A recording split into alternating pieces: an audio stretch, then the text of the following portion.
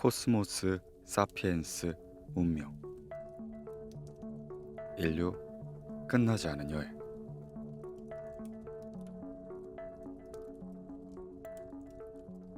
생명의 진화. 제1장 최초의 생명.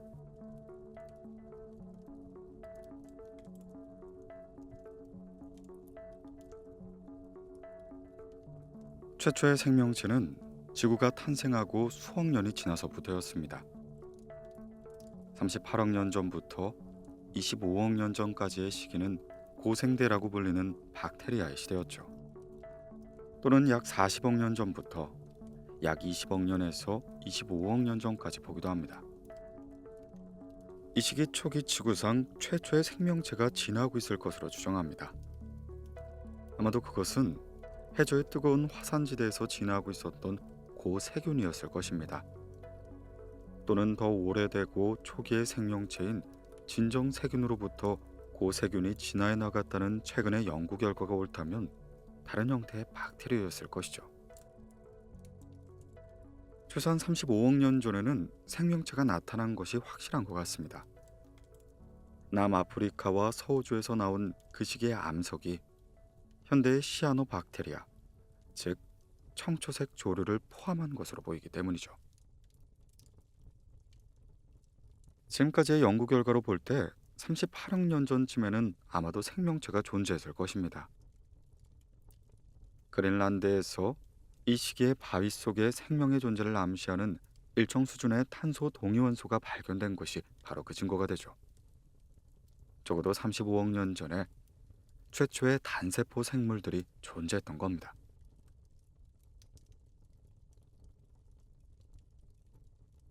(35억 년 전) 남조류의 출현. 약 40억 년 전엔 생명체를 탄생시킬 최초의 유기물이 형성되고, 다시 5억 년이 흐른 약 35억 년 전엔 무엇인가 획기적인 일이 일어난 것으로 보입니다. 당시 존재하던 남조류들이 아주 조금 더 끈적끈적해졌고, 그래서 먼지와 모래처럼 작은 입자들이 달라붙어 흉측해 보이기는 하지만 좀 더 단단한 구조를 만들게 되었죠. 남조류는 세균과 일반적인 조류, 즉 김이나 미역 같은 것의 중간 위치를 점하고 있습니다. 단세포로서 대부분 플라크톤의 범주에 들어가며 어류의 먹이가 되죠. 이 남조류는 생물로 보기보단 일종의 살아있는 돌이라고 할 수 있습니다. 오늘날 우리는 35억 년 전쯤에 만들어졌을지도 모르는 살아있는 돌을 볼 수 있습니다. 1961년 호주 북서해안에서 살아있는 스트로마톨라이트가 발견되었죠. 35억 년 전에 살았던 생물이 지금도 살아있는 셈입니다.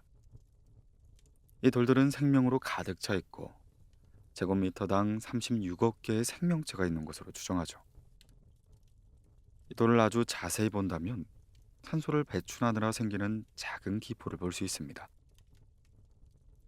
20억 년 동안 그렇게 배출된 산소가 지구 대기의 산소를 20%로 끌어올림으로써 다음 단계 더욱 복잡한 생명의 역사가 시작될 수 있었습니다. 더 복잡한 생명체가 나타날 수 있는 길을 열어준 그들은 자신들 때문에 존재하게 된 바로 그 생물체들에 의해 거의 모든 곳에서 멸종되었지만요. 그들이 만들어준 산소 환경으로부터 진화한 우리가 그들을 관찰하고 있습니다. 그들이 지금까지 살아남을 수 있었던 것은 그곳의 염도가 너무 높아서 남조류를 먹고 사는 생물들이 살 수 없었기 때문입니다. 이들이 우리 인간과 생명계를 창조한 주체가 아닐까요? 태양 자외선을 직접 맞으면 생명체는 생존하기가 어렵습니다. 그래서 자외선을 차단하는 역할을 하는 오존층이 없었던 수십억 년 전에는 생명은 깊은 물속에서만 살았을 것이죠. 초기 바다는 철 이온이 풍부하였는데 처음 지구상의 모습을 보인 광합성 미생물은 이 철분을 산화시켜 산화철을 만들어냈습니다. 과학자들은 이 산화철이 자외선을 차단시키며 미생물이 얕은 바다에서도 살 수 있게 되었다고 주장합니다. 이 철분 가설이 확실하진 않지만 지구상의 생명은 어떤 방식으로든 자외선으로부터 벗어났습니다. 오존층의 생성은 또 다른 자외선 차단 역할을 할 뿐이었죠. 당시에 미생물이 산소를 만들어내면서 지구상의 산소가 많아지기 시작했습니다. 이 산소 또한 자외선을 막아줬을 것이죠. 재밌는 사실은 자외선으로부터 지구를 보호해 준 것은 바로 그 자외선이라는 점입니다. 자외선이 지구상 성층권의 유리산소에 작용해 오존층을 형성시킨 것이죠. 자외선과 산소가 만들어낸 오존이 자외선을 차단시키며 지구상에 도달하지 못하게 하였습니다. 그로 인해 미생물이 산소를 만들어내고 산소가 자외선을 막아주고 우연인지 필연인지 모른 생명의 지속적인 진화가 거듭하게 된 것이죠. 최소한 35억 년 전에는 태양으로부터 에너지를 흡수할 수 있는 생명체가 바다 표면에 등장한 것으로 보입니다.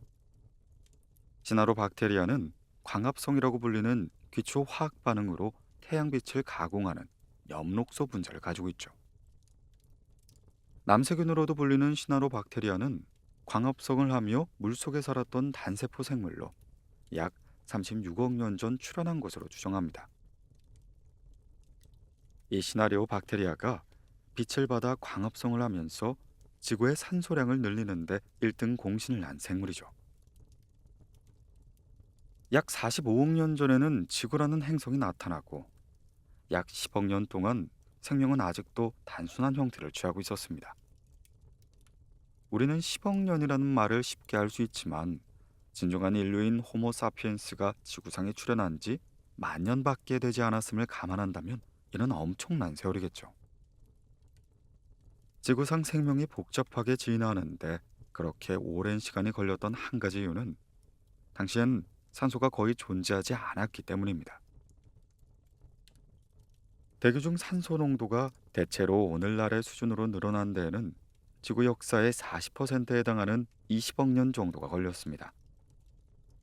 이 놀라운 일을 한 자가 인간도 신도 아닌 미생물 같은 것입니다. 바로 남조류가 되는 거죠. 그 후 지구 행성은 엄청난 태양 에너지를 사용함으로써 생명으로 넘치게 되었습니다. 인간의 역사는 에너지를 더 효율적으로 이용하는 방법을 알아낸 역사, 즉 생명을 수렵하고 농사를 짓고 화석연료를 이용한 역사입니다. 이 역사의 출발점에 신화로 박테리아가 있었던 겁니다. 초기 형태의 광합성은 태양 에너지를 흡수하기 위하여 황화수소로부터 수소를 분리시켰습니다.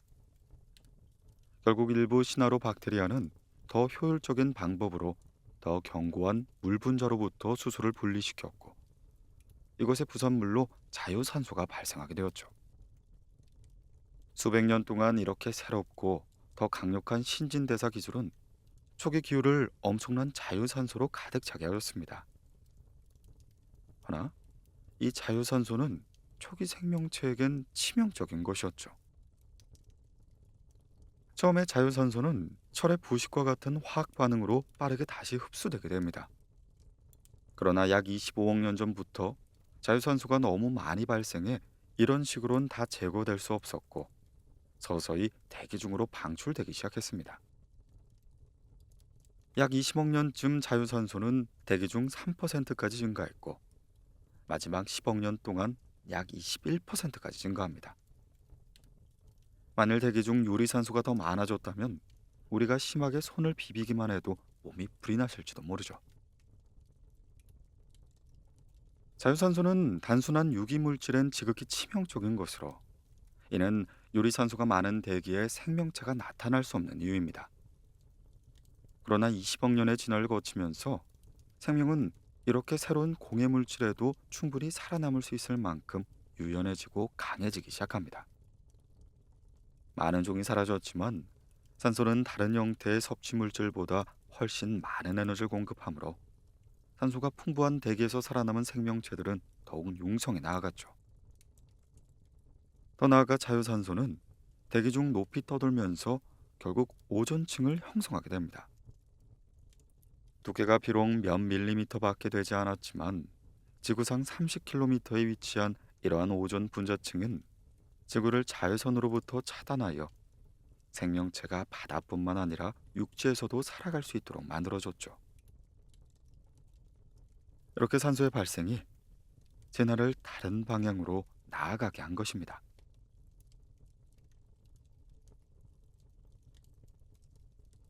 인간은 스스로 놀라운 존재라고 자부하면서 살지만 사실 우리는 기생동물입니다. 우리는 숙주인 박테리아가 제공해주는 안전망에 기생하는 동물이죠. 우리는 박테리아가 없으면 하루도 살 수가 없습니다. 박테리아보다 더 큰 생물은 그들이 전해주는 질소가 없으면 생존할 수가 없는 겁니다. 그러나 무엇보다도 미생물은 우리가 숨쉬는 공기를 제공해주고 안정되게 만들어줍니다.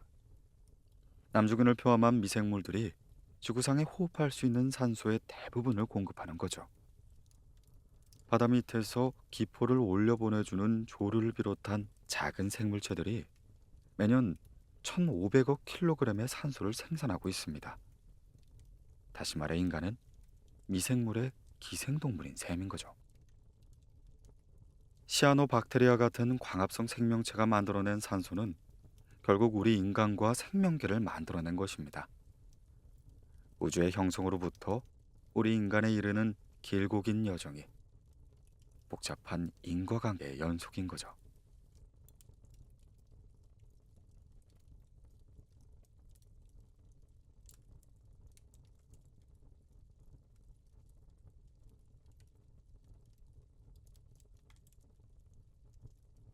에너지 먹이사슬. 최초의 생명은 태양 에너지 등으로부터 에너지를 흡수하고 이러한 1차 생산자를 포함한 다른 생명체를 먹고 사는 먹이사슬의 상층을 형성하는 생명체가 나타났습니다. 많은 생명체가 다른 생명체로부터 에너지를 얻습니다. 우리는 자연을 경탄과 함께 바라보지만 사실 자연은 잔인하다고 할 수 있죠. 생명이 생명을 섭취하며 에너지가 흘러가는 냉엄한 세계입니다. 2015년 국내 번역 소개된 댄 리스크의 자연의 배신은 냉혹한 자연의 세계를 묘사합니다. 샌드 타이거 상어를 한번 보죠. 이 상어는 어미 자궁에 있는 난낭에서 태어난 뒤 그 안에서 필요한 에너지를 계란 노른자와 같은 난황으로부터 공급받는데 이는 금방 고갈되어 버립니다. 그러면 먼저 태어난 새끼 상어는 자궁 속에 있는 다른 새끼 형제를 먹어버리는 거죠. 보석 말벌도 끔찍합니다. 이 말벌은 바퀴벌레의 몸속에 알을 낳은 뒤 알에서 태어난 새끼 애벌레는 살아있는 바퀴벌레의 몸을 먹고 자랍니다. 더 끔찍한 건 애벌레가 다 커서 바퀴벌레를 뚫고 나올 때까지 바퀴벌레는 살아있다는 사실입니다. 이렇게 살아있는 생명체의 알을 낳는 동물은 전체 곤충의 약 10%에 달합니다. 자연계는 아름답지만 그 내용은 끔찍하고 피바다이며 인간은 그 한복판에서 진화해 온 것이죠.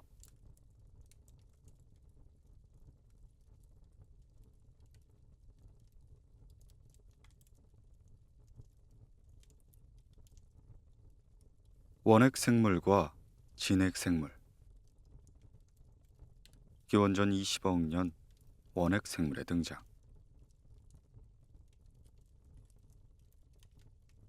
세포에게 유무는 생명체를 분류하는 중요한 기준입니다. 세포에게 없는 원핵생물과 세포에게 있는 진핵생물은 크게 다르기 때문이죠. 많은 과학자들이 진핵생물이 원핵생물에서 진화했다고 봅니다. 지구상 최초로 원핵세포가 나타난 것은 약 35억 년 전입니다. 연전 35억 년경 최초의 생명체의 흔적이 출현한 후 15억 년이 흘러 기원전 20억 년경 단세포 생물이 나타났고 이들을 원핵생물이라고 부릅니다. 그리고 기원전 18억 년경에 진핵세포가 나타났고 진핵생물이 출현합니다. 원핵생물은 핵이 없는 원핵 세포로 구성된 생명체를 말하며 핵이 있는 세포를 가진 생명체를 진핵 생물이라고 말합니다. 핵이 없는 단세포인 박테리아는 초기의 유일한 생명체였습니다. 진핵 세포가 등장한 후에 다세포 식물과 동물로 진화한 것입니다. 지구상의 산소가 늘고 오존층이 형성된 것은 17억 년 전 진핵 생물이라고 알려진 전혀 새로운 생명 형태가 나타난 것을 설명해 줄 수 있습니다. 이들이 나타난 것은 생명체의 유전자 복합성에서 뚜렷한 증거를 기록하며 따라서 지구상의 생명체의 역사에 중요한 전환으로 간주되죠. 단세포 진핵 생물은 그보다 먼저 태어났던 박테리아와 비교해보면 디자인과 정교함이 놀라울 정도로 달라졌습니다. 하나의 세포로 되어 있고 존재하는 것 이상의 아무런 야망도 없는 간단한 아메바조차도 DNA 속 4억 개의 유전 정보를 가지고 있거든요. 대부분의 원핵 생물의 크기가 1mm의 1000분의 1 내지 100분의 1 정도로 작았지만 진핵 생물은 훨씬 더 커 대부분 1mm의 100분의 1 내지 10분의 1로 맨눈으로도 볼 수 있을 정도입니다. 진핵 생물은 원핵 생물보다 훨씬 더 많은 유전 정보를 가지고 있고 더 강력한 에너지를 접할 수 있어 복잡한 조직을 가지게 된 것이죠.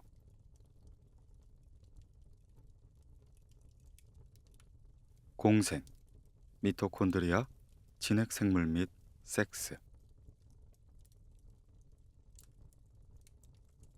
공생은 독립적인 생명체들이 서로 더 의존적으로 진화하는 것입니다. 공생은 너무나도 흔한 일이었고 이는 진화적인 변화의 가장 복잡한 모습을 보여줍니다. 즉, 경쟁과 협력이 서로 밀접하게 연관되어 있다는 것이죠. 비즈니스와 마찬가지로 진화에서도 승자가 독식하는 것이 아니었습니다. 특정 개체의 승리는 다른 생명체의 협력을 필요로 한다고 할 수 있죠. 1960년대에 린 마굴리스는 진핵 생물이 아마 원핵 생물과 그들과의 공생 형태의 유전 물질이 함께 참여해 진화되었다는 점을 보여줍니다. 따라서 어떤 의미에서 진핵 생물은 첫 번째 다세포 생명이라고 할 수 있습니다.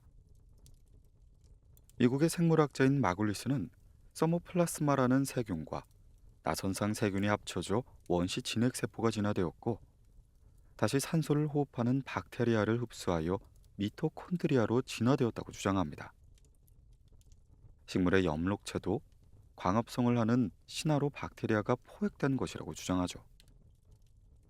진핵 생물은 미토콘드리아나 엽록체와 같은 여러 세포소 기관을 갖고 있는데 이들은 원래 독립 생활을 하던 세균이었다고 주장했습니다. 진핵 생물은 큰 세포가 작은 세균을 잡아먹었는데 세포 안에서 공생하는 방향으로 진화했다는 주장이었죠. 마굴리스의 주장을 이어서 영국 옥스퍼드 대학교의 생물학자 톰 캐벌리어 스미스는 원시 진핵 생물 가설을 내놓았습니다. 이는 고세균의 세포질 안에서 막이 만들어지고 염색체를 감싸 세포에게 기원이 되었다는 겁니다. 이 원시 진핵 생물이 먹은 세균이 진화해서 미토콘드리아로 남았다는 주장이었죠. 이렇게 세포 호흡과 관련이 있는 미토콘드리아는 진화를 둘러싸고 여러 개의 가설이 존재합니다. 특히 이 미토콘드리아가 언제 발생했는지 과학계에선 의견이 분분한 상태입니다. 다만 과학자들은 진화와 생명의 다양성이 이 미토콘드리아로부터 시작된다고 봅니다. 원핵 생물은 자신과 똑같은 복제를 하지만 진핵 생물은 별개의 개체로부터 유전 물질을 합친 후에야 재생산되는 차이가 있습니다. 이러한 혁명은 섹스를 통한 번식의 첫 번째 단계로서 진화에 의한 변화의 페이스에 중대한 영향을 미쳤습니다. 각 세대마다 매우 다양한 개체에 의한 자연 선택 기능을 부여했기 때문이었죠. 진핵 생물과 섹스에 의한 번식의 출현으로 촉발된 진화의 속도 증가는 마지막 10억 년 동안 왜 생명체가 완전히 다른 방식으로 번성되었고 오늘날 지구에 살고 있는 그렇게도 많은 커다란 생명체를 만들어낸 이유를 말해줍니다. 우리 인간을 포함한 지구 생명계가 공생과 섹스를 매개로 탄생한 셈인 거죠.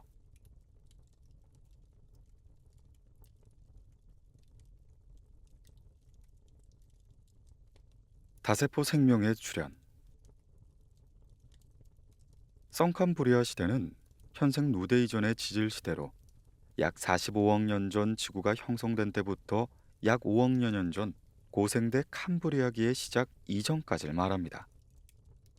성캄브리아기는 다시 신생대와 원생대로 나누어지며, 원생대는 약 25억 년 전부터 고생대가 시작하는 5억 5천만 년까지죠. 이 원생대에 이르러서야 다세포 생물이 나타나기 시작했습니다. 진핵생물은 집단을 이루기 시작했고 결국 다세포 생명체를 형성하였습니다.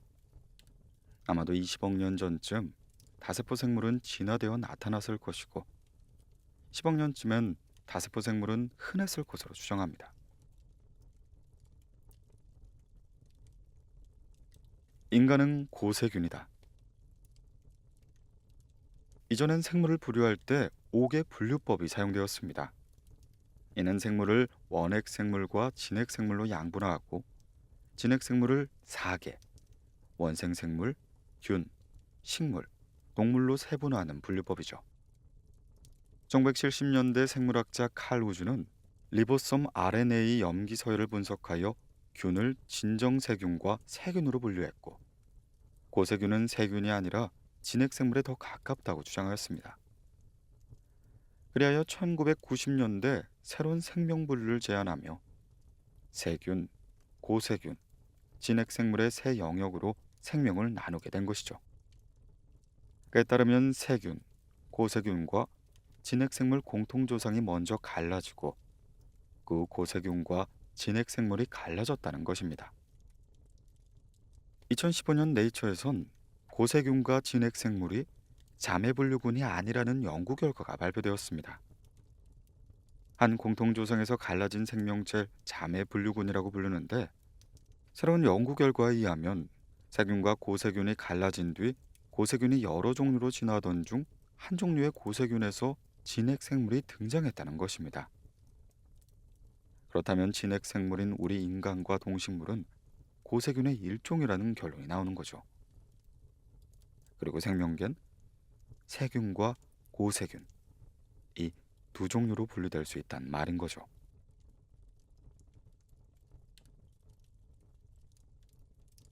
10억 년 전 섹스의 시작.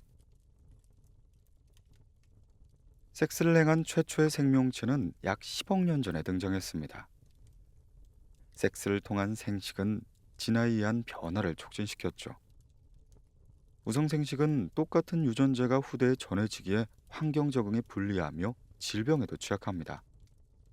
동일한 유전자를 가진 개체군이 특정 바이러스에 취약한 경우 전멸할 수 있기 때문입니다. 섹스는 유성생식을 의미하며, 섹스를 하는 이유는 다양한 유전자를 보유한 자녀들이 태어나야 다양한 환경에서 살아남을 수 있기 때문입니다. 이 섹스가 생명체의 지속을 위한 사명인 셈인 거죠.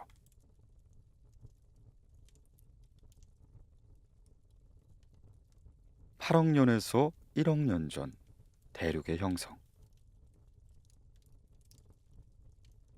약 7억 5천만 년 전까진 지구는 로디니아라고 불리는 대륙 하나만 있었습니다. 대륙이 분리되는 것은 종종 멘틀 융기에 의해 일어나는데, 멘틀층에서 뜨거운 용암이 솟아올라 지각판을 갈라지게 하는 거죠. 약 1억 7천만 년 전, 동부 곤드와나 대륙이 갈라진 것이 이러한 용암 분출에 의한 것입니다. 그리고 점차 인도, 호주, 남극 대륙으로 갈라졌고, 이들 대륙이 점차 이동해 오늘날의 모습을 하게 된 것입니다.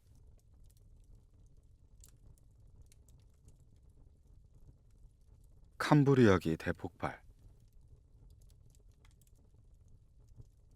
8억 5천만 년 전, 지구상엔 두 번째 빙하기가 나타났으며 5억 3천만 년 전 캄브리아기 대폭발이란 이름으로 생물종이 급격하게 증가하게 됩니다. 그런데 이것은 빙하기와 관련성이 크다고 할 수 있습니다. 약 7억 년 전에는 얼음이 적도를 포함한 지구 전체를 뒤덮은 최악의 빙하기였고, 이 시기의 지구를 눈덩이 지구라고 부릅니다. 눈덩이 지구는 2억 년 가까이 이어졌죠. 눈덩이 지구가 주목받는 것은 2억 년간의 빙하기가 끝난 후에 최초의 다세포 생물군인 에디아카라 생물군이 등장했기 때문입니다. 기나긴 냉추위가 물러나면서 지구 생물들의 진화가 본격적으로 시작된 것으로 보이죠. 그렇다면 왜 갑자기 다양한 생명이 폭발적으로 출현했을까요? 우선 빙하의 차가운 지구가 어떻게 생명체가 살기 좋은 환경이 되었는지를 알아야 합니다. 얼음으로 뒤덮인 지구는 엄청난 양의 열을 반사시킬 것이기 때문에 영원히 얼어붙은 상태로 남게 될 것입니다. 그렇다면 지구상 생명도 인간도 존재할 수 없었을 것이죠.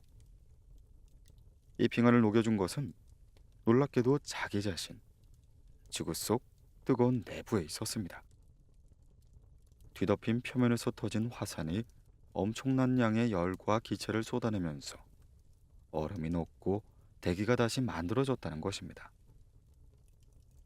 흥미롭게도 그런 초저온 상태의 끝이 생명의 역사에선 봄에 해당한다는 점입니다. 왜 이런 일이 생겼는지 과학자들이 연구하지 않을 리가 없죠. 옥스퍼드 동물학자 앤드류 파커는 2007년 국내에 소개된 자신의 저서 눈의 탄생에서 빛 스위치 이론을 제안합니다. 동물 삼엽충이 눈이 갖게 된 것이 폭발적 생물 증가의 원인이라는 것입니다. 삼엽충들이 눈이 생기면서 다른 생물을 잡아먹기 시작했고, 다른 생물들은 잡혀먹지 않기 위해서 진화를 해야만 했다는 것입니다. 결국 캄브리아기 폭발은 시각의 진화로 촉발됐다는 주장이죠. 반면 영국 옥스퍼드대 고생물학자 마틴 블레이저는 자신의 저서 다인의 잃어버린 세계에서 입의 등장을 원인으로 주장합니다. 즉, 동물에서 입이 진화하면서 다른 생명을 잡아먹었고, 이로부터 먹고 먹히는 약육강식의 진화 경쟁이 촉발됐다는 것입니다. 이러한 진화의 결과 외피가 단단한 동물이 나왔고 화석으로 남게 됐다는 주장이죠. 둘 다 먹고 먹히는 생존 경쟁으로 진화가 촉발됐다는 주장이죠. 우리 인간과 생명계는 살벌한 생존 투쟁으로 생겨난 셈인 겁니다.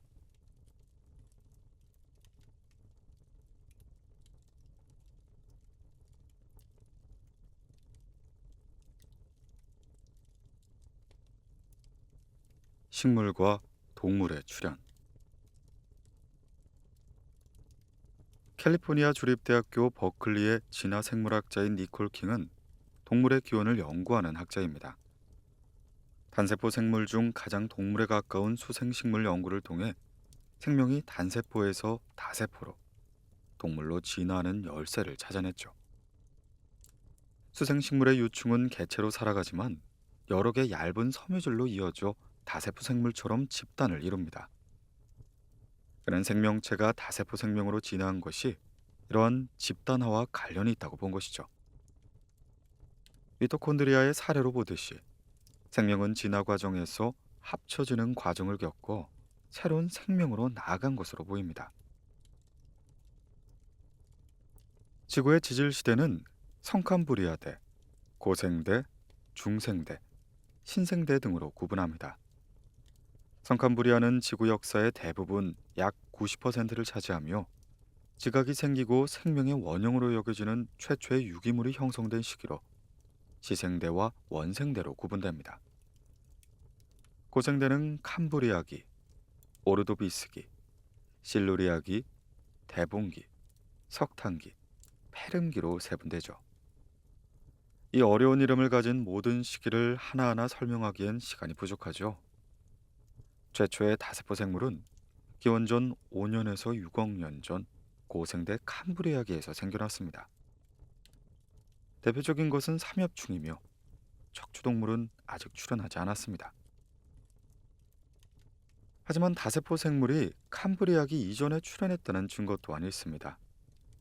다세포 생물의 첫 번째 광범위한 화석 증거는 약 5.9억 년 전쯤인 에디아카라기의 것입니다. 에디아카라는 호주 애들레이드 북쪽에 있는 구릉 지역이 됩니다. 캄브리아기의 해면과 같은 구조를 가졌고 코로나콜리나 아콜라로 변명된 이 화석은 생물이 폭발적으로 증가한 캄브리아기 이전의 에디아카라기의 것이었죠. 캄브리아기 전까지는 동물들의 몸이 연체 조직이었고 단단한 부분이 없었던 것으로 알려졌지만 이번 발견으로 동물의 뼈대가 캄브리아기 이전에 등장했음을 알려주죠. 동물 골격의 형성이 캄브라기에 갑자기 나타난 것이 아닌 에디아카라기에 서서히 형성된 것입니다.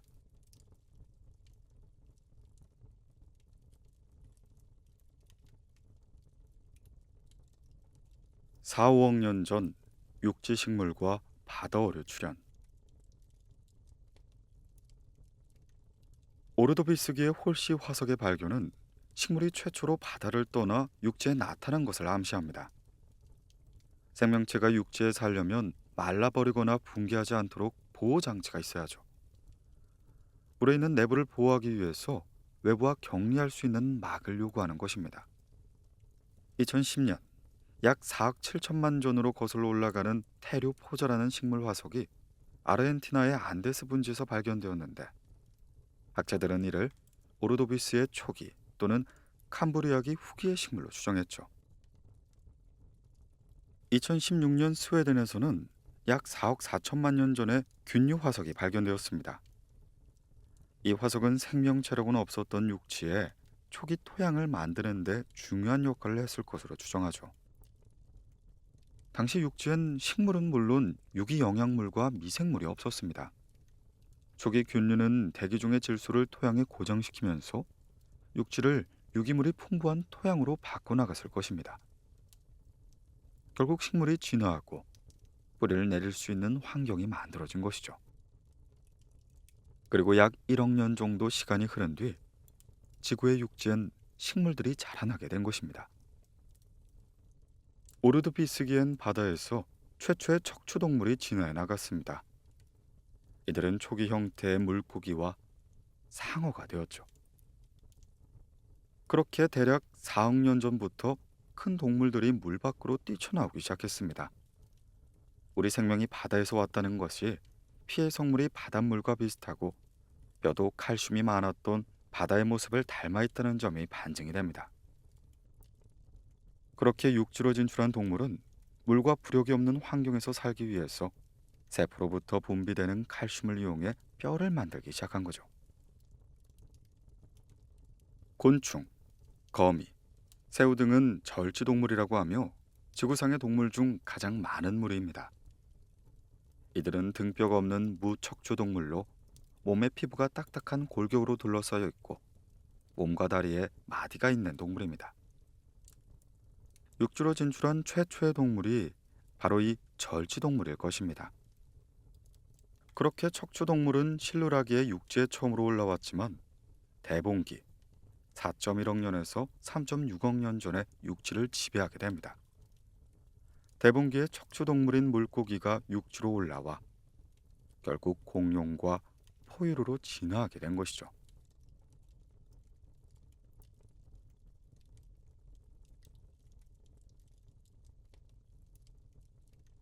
4억 5천만 년 전 오르도비스기 멸종.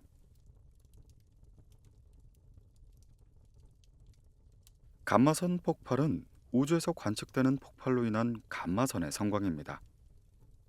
감마선 폭발은 1960년대 말 처음 발견된 이래 그 정체가 벨에 둘러싸여 있습니다. 과학자들은 태양보다 수십 배 이상 무거운 별이 최후를 맞이하면서 폭발할 때 블랙홀이 생기면서 일어난다고 추정하거나 블랙홀 주변의 강한 자기장에 의한 분출 때문이라고 추정하죠. 이 감마선 폭발은 태양이 100억 년간 생산하는 엄청난 에너지를 몇 초 만에 뿜어냅니다. 오르도비스기는 약 4억 8천만 년 전에 있었던 소규모 멸종과 함께 시작했고 4억 4천만 년 전 대규모 멸종 사태로 끝납니다. 이 멸종으로 해양 생물의 60%가 멸종된 것으로 추정하죠. 그리고 이 대멸종이 감마선 폭발이 원인이라 추정합니다. 감마선이 오존층을 파괴했고 먹이 사슬의 기초인 플랑크톤을 몰살하며 지구 생명체가 멸종했다는 것이죠. 오존층 파괴로 지구에 쏟아진 강력한 자외선은 생물종을 멸종시켰고, 발생한 이산화 질소 등이 햇빛을 차단하며 기나긴 빙하기가 시작된 겁니다.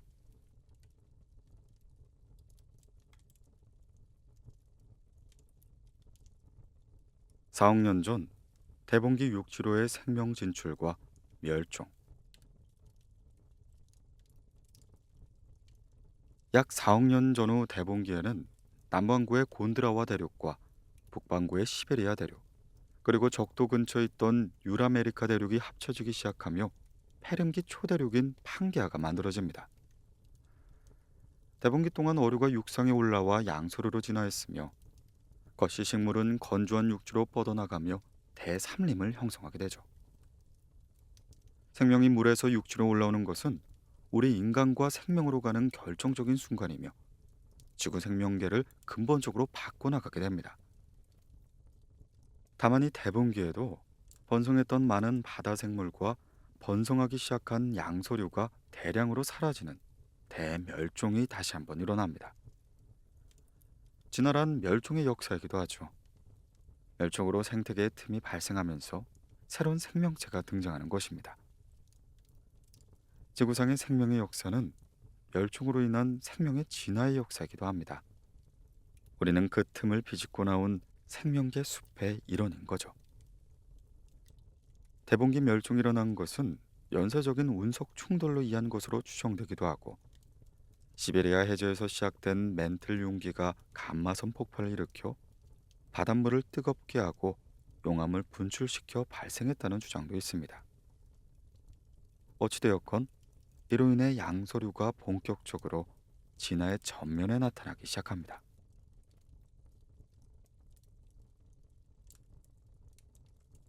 3억 년 전 양서류의 태동. 양서류는 물과 육지 두 곳에서 모두 사는 동물을 말합니다. 최초의 양서류는 오늘날의 폐어처럼 지상에서 산소를 호흡할 수 있고, 지느러미를 지상에서 움직이는 데 사용한 물고기로부터 진화했죠. 그러나 양서류는 물에 알을 낳아야 했으며, 이로 인해 이들은 해안, 강, 늪지에 살게 되었습니다. 바다동물과 육지동물을 구분하는 특징 중 하나는 지느러미와 팔다리가 됩니다. 그러나 과학자들은 지속적인 연구에도 불구하고 어류의 지느러미와 육상동물의 팔다리 사이 연결성을 찾지 못했죠. 이미 유전자가 달라져 버린 경골 어류를 대상으로 연구가 이루어졌기 때문입니다. 2004년 발견된 틱타알링 로제라는 화석은 어류와 육상동물의 중간에 속하는 약 3억 6천만 전의 어류의 조상인 총기류의 화석입니다. 이 종은 어류와 양서류를 연결해주는 진화의 중간고리로 추정하죠. 또한 북미에선 유전자가 달라지기 전 경골 어류로부터 갈라져 나온 민물어종인 스포티드가의 유전자를 쥐의 유전자들과 비교한 결과 유사한 사실을 발견합니다. 이 물고기의 지느러미 관련 유전자를 채취해 쥐의 태아에 주입했더니 보통 쥐와 거의 동일한 쥐의 발로 발달한 것이죠. 이는 육상동물이 가진 손발이 고대 어류 지느러미와 비슷한 방식으로 진화해왔다는 사실을 뒷받침하는 연구였습니다. 이제 우리의 인간의 손발이 어류의 지느러미로부터 온 것임을 알 수가 있는 거죠.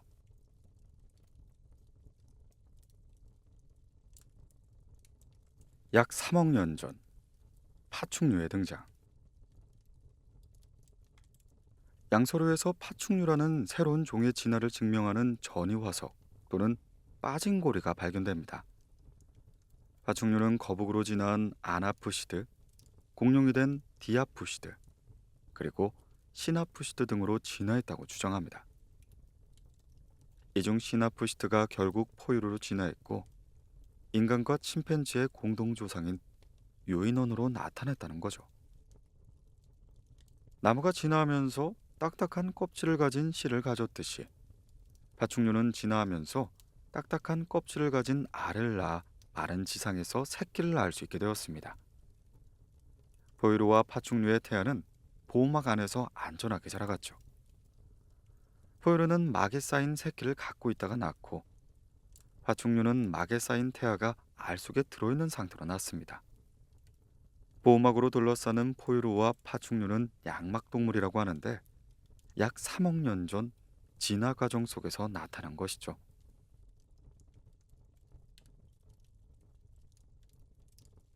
약 3억 년 전 3미터 진해가 살던 석탄기. 석탄기는 대봉기와 페름기 사이로 약 3억 6천만 년에서 3억 년 전의 시기입니다. 이 시대 지층에서 많은 석탄층이 발견되어 붙인 이름이죠. 석탄기에는 양치 식물 등 대규모 식물군이 발달해 공기 중 산소 함량이 40%에서 50%나 됐었습니다. 번창했던 식물들 속에 탄소가 저장되는 만큼 대기 속 이산화탄소 농도는 줄어들게 되었죠. 전 지구가 열대우림으로 뒤덮였을 만큼 식물이 번창하며 산소가 크게 증가했습니다. 이때 날개 달린 곤충도 등장하였죠. 이 시기 곤충들은 엄청나게 컸었습니다. 대기 중 산소 농도가 높았던 석탄기 말에는 잠재의 일종은 날개 폭이 70cm에 이를 정도였고, 초기 진해의 크기는 거의 3m에 달한 것으로 추정합니다. 이 거대한 곤충들은 후에 공룡의 일종인 새들이 진화해 하늘을 차지하면서 점점 크기가 작아진 것으로 추정하죠. 새들은 곤충을 잡아먹기 시작했고, 그 결과 곤충은 새들을 피하기 위해 몸 크기가 작은 쪽으로 진화하게 된 것입니다.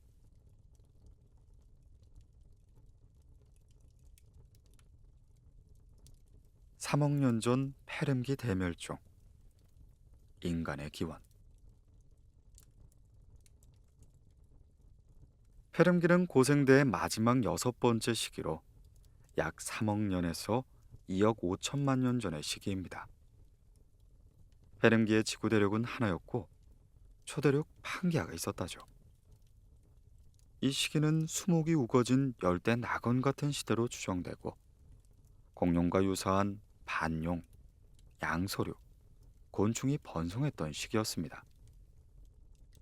한 구조론에 의한 대륙의 대배치는 과거 5억 년 동안 최소한 5번 생물 종류가 급격히 감소한 이유이며, 이 시기 동안 전체 생명계의 75%가 사멸한 것으로 추정합니다. 그 중에서도 판기아 초대륙이 형성되었던 시기인 약 2억 5천만 년 전 최대의 재앙이 발생했습니다. 이 시기 전체 수중 생명의 95%가 소멸한 것으로 추정하죠. 이 시기인 태양빛이 가려져 온도가 떨어졌고, 온실 효과로 인해 온도가 다시 올라가는 난폭한 기후변화가 발생했고, 덕분에 온화한 날씨에 살았던 생명들을 몰살시켰을 것으로 추정합니다. 자, 페른기 대멸종으로 많은 생명이 사라졌죠. 페른기 대멸종은 지구의 기후가 생명이 살기 가혹한 것으로 바뀐 것이 원인으로 추정되며, 그것이 화산 폭발이나 소행성 충돌 때문일 수도 있습니다. 아무튼 이 시기 공룡과 조류의 시초가 된 프리낙소돈이 멸종을 피해간 몇 안 되는 생물이 되었고, 이들이 포유류로 진화하게 된 것입니다. 만약 이 대멸종 시기에 모든 생명체들이 사멸했다면 우리는 존재할 수 없었을 것이었죠. 또한 역사상 최악의 멸종으로 불리는 페름기 멸종이 없었다면 우주와 생명의 기원을 탐구하는 우리도 존재하지 않았을지 모릅니다. 대멸종이 우리를 낳은 근원이라니, 이 무슨 기구한 운명일까요?